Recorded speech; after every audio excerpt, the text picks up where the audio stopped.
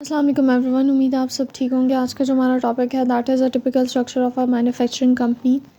देखो, हर कंपनी के लिए एक स्ट्रक्चर लाजमी होता है, ऑर्गेनाइजेशनल स्ट्रक्चर, ठीक है, वो बनाना लाजमी होता है।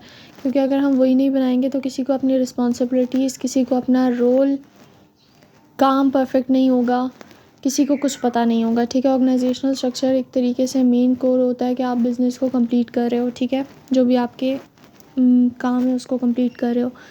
यानी ये एक बहुत ऐसी चीज़ है जो कि आपको गाइड करती है। और इससे ज़्यादा डिटेल में मैं नहीं जाऊँगी क्योंकि ये चैप्टर 3 में हम ऑलरेडी बहुत डिटेल में पढ़ चुके हैं। तो ऑर्गेनाइजेशनल स्ट्रक्चर अगर आपने चैप्टर 3 पढ़ा है तो आपको इसका एक एक पार्ट याद होगा।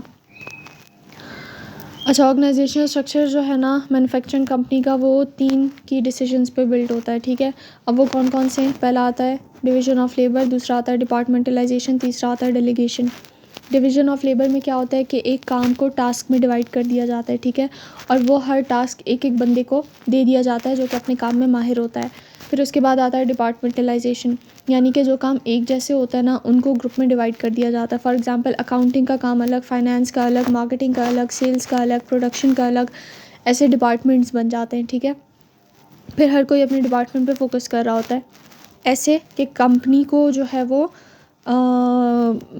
बेनिफिट हो, ठीक है। ऐसा नहीं है कि सिर्फ अपने डिपार्टमेंट को बेनिफिट हो।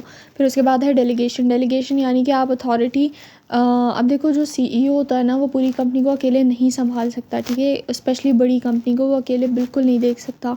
तो उसको अपनी थोड़ी बहुत जो है कह सकते हैं कि अपने जो थोड़े बहुत काम होते हैं, जो ड्यूटीज़ होती हैं, वो अपने से नीचे मैनेजर को या वाइस प्रेसिडेंट को, इनको जो है वो कह सकते हैं दे देता है ताकि वो उसको संभालें, ठीक है। तो डेलीगेशन इसी चीज़ को कहते हैं कि आप अपनी अथॉरिटी या फिर ड्यूटीज़ जो है अपने सबऑर्डिनेट्स को दे दो। अब इसको थोड़ा, इन्हीं तीनों को हम थोड़ा डिटेल में पढ़ेंगे। सबसे पहले है डिवीजन ऑफ लेबर। जैसे कि मैंने कहा कि work broken into small task done by specialist. इसको इंट्रोड्यूस किसने किया था? एडम स्मिथ ने किया था सबसे पहले 1776 में, वेल्थ ऑफ नेशन में। वेल्थ ऑफ नेशन एक बुक है, ठीक है, इकनॉमिक बुक है उसमें। अब अच्छा, इसके एडवांटेजेस क्या हैं? हायर एफिशिएंसी, काम अच्छे से हो जाता है। बेटर क्वालिटी, क्वालिटी अच्छी होती है उसकी। यूज़ ऑफ स्पेशलाइज्ड स्किल, यानी कि कह सकते हैं कि अब देखो, हम स्पेशलाइज्ड बंदे को ही काम दे रहे होते हैं तो इस वजह से वो अपनी स्किल्स को यूज़ करके काम बेहतर करता है। Economies of scale, cost saving.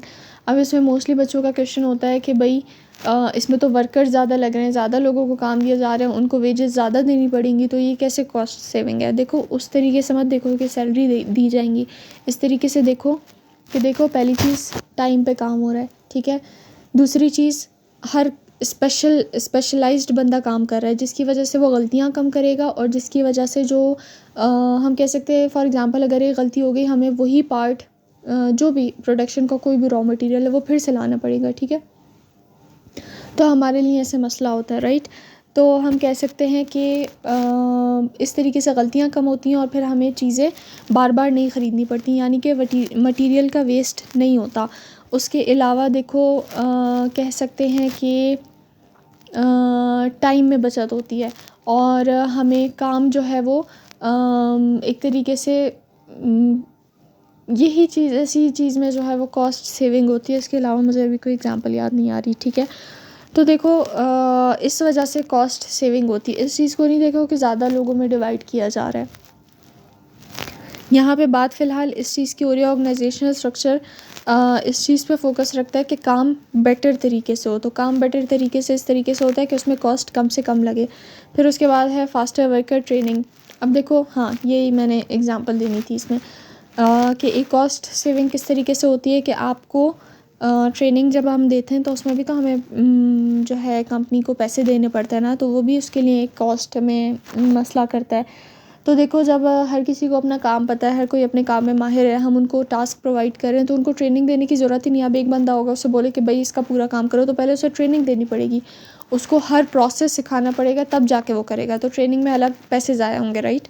तो फास्टर वर्कर ट्रेनिंग होती है। अच्छा, उसके बाद अब कुछ डिसएडवांटेजेस भी हैं। बोर्डम, यानी हर एक बंदा अपना अपना एक एक काम कर रहा होता है, ठीक है, तो जिसकी वजह से वो बोर हो जाता है एक काम को कर कर के। हर किसी को, स्पेशली जो न्यू जनरेशन होती है, यानी कि एक तरीके से जो न्यू वर्कर्स होते हैं, उनको मैं ये जान के बात कंटिन्यू करती हूँ। अच्छा, तो हम डिवीज़न ऑफ लेबर की डिसएडवांटेजेस पढ़ रहे थे, जिसमें आता है बोर्डम यानी कि जब एक ही पर्सन को सिमिलर टास्क मिलता रहेगा तो वो इस तरीके से बोर हो जाएगा, ठीक है। लेस क्रिएटिविटी मीन्स जब आप कोई नया काम करते हो ना तो आप कोई क्रिएटिव काम कर रहे होते हो, ठीक है। तो इस चीज़ में एक लेस क्रिएटिविटी आ जाती है। Job loss with new take. अब देखो, नई टेक्नोलॉजी आती है ना, तो पुराने वर्कर्स को वो नई टेक्नोलॉजी नहीं आती, जिसकी वजह से वो अपनी जॉब खो सकते हैं। लो रिस्पॉन्सिबिलिटी एंड इंटरडिपेंडेंस, यानी कि अब देखो, एक तो आपके पास रिस्पॉन्सिबिलिटी कम होती है, ठीक है। दूसरी चीज़ इंटरडिपेंडेंट, यानी कि आप दूसरों पर डिपेंड होते हो। किस तरीके से? फॉर एग्जांपल, एक कपड़े बनाने वाली फैक्ट्री है, ठीक है। पहले उसमें एक कपड़ा बनेगा, ठीक है, उस पर फिर प्रिंट होना है या फिर एम्ब्रॉयडरी होनी है, जो भी होना है वो होगा, फिर उसकी स्टिचिंग होगी।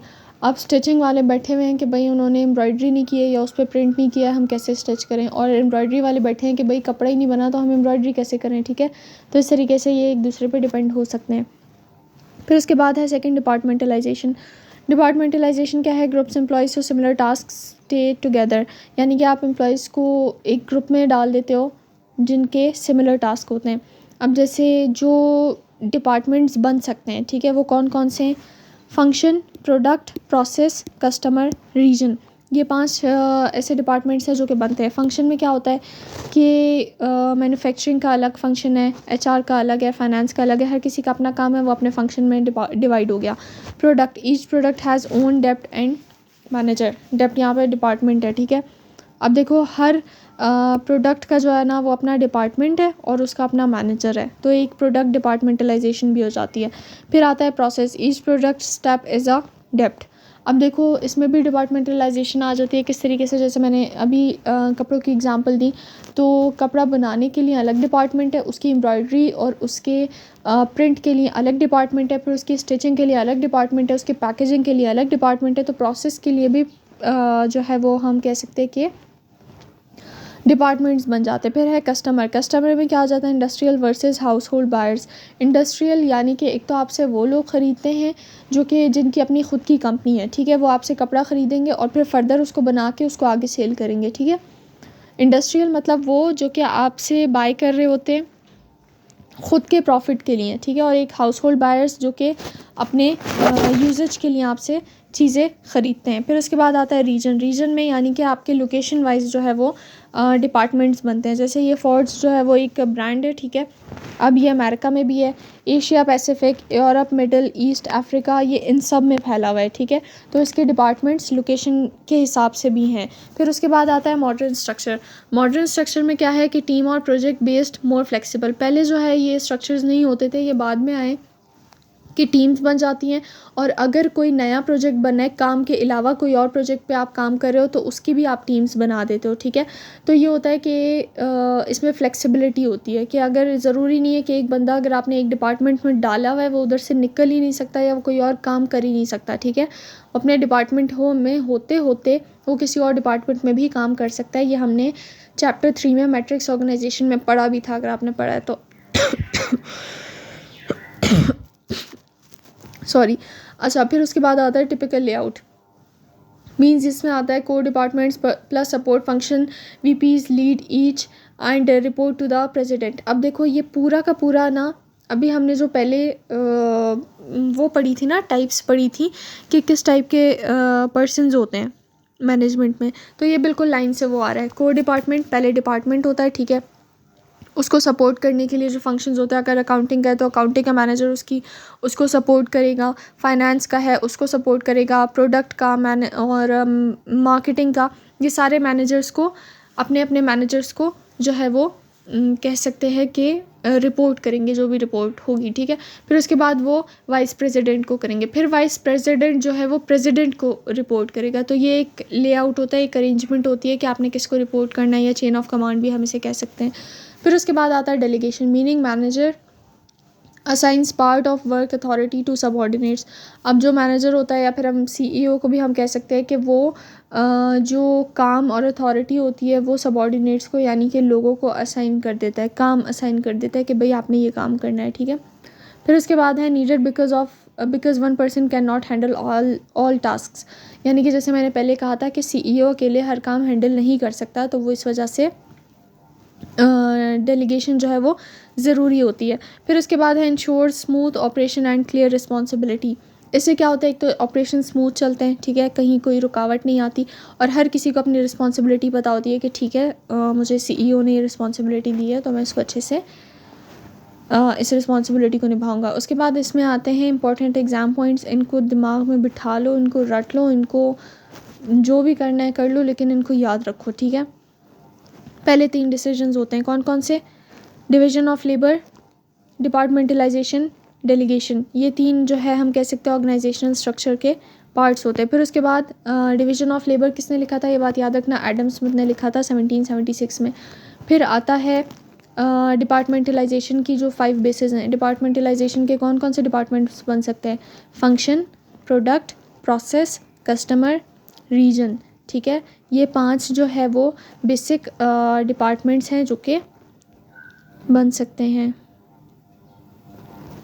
अच्छा, फिर उसके बाद है delegation, giving work and authority to subordinates. यानी कि आप जो है वो अपना काम और जो अथॉरिटी है वो, यानी कि आप ख़ुद नहीं कर सकते हो सारा का सारा, तो आप वर्क जो है वो लोगों में डिवाइड कर देते हो। अब यहाँ पे कुछ पॉसिबल एमसीक्यूज़ है, पहले आप वीडियो पॉज करो और उसके बाद देखो कि आप इसको कर सकते हो तो समझ लो कि भाई आपको जो है ये बहुत अच्छे से समझ आ चुका है टॉपिक। अगर नहीं तो कोई बात नहीं, इंसान कोशिशों से ही सीखता है। वीडियो पॉज कर ली होगी और कर भी लिया होगा आई होप। अब मैं भी कर लेती हूँ इसमें। अच्छा, who introduce division of labour?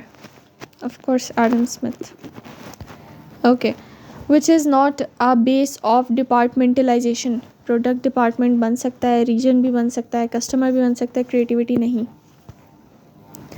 ये डिपार्टमेंट नहीं है। Delegation means splitting tasks for specialization, grouping jobs together, giving authority work to subordinates, none, C। फिर है one disadvantages of division of labour is faster training, ये benefit है। Better quality, cost advantage, ये benefit है। Boredom. So that was all about what about a typical structure of a manufacturing company. इतना बड़ा नाम मुझे याद नहीं आ रहा था, ठीक है। सो बाकी ख्याल रखना, इंशाल्लाह हम नेक्स्ट वीडियो में मिलेंगे। अल्लाह हाफ़िज़।